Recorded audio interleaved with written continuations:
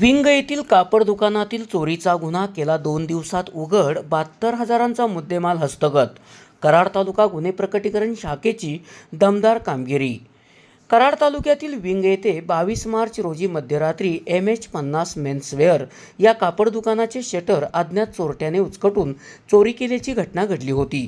याबाबत कराड तालुका पोलीस ठाण्यात तक्रार दाखल करण्यात आली होती.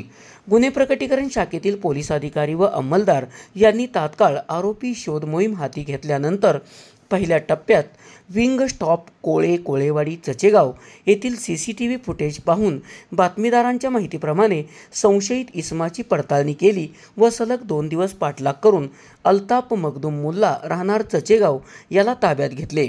त्याच्याकडे विचारपूस केली असता त्याने गुन्हा केल्याचे कबूल केले. सदर चोरीच्या गुन्ह्यात सहभागी असल्याचे दिसून आल्यानंतर त्याला अटक करण्यात आली. त्याच्याकडून 72,000चा मुद्देमाल हस्तगत करण्यात आला आहे.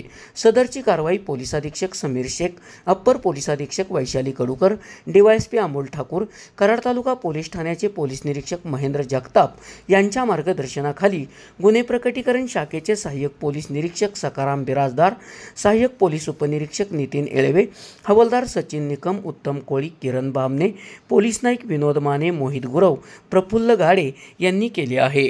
SP ओरिजिनेटिव्हसाठी सुनील परीट, कराड.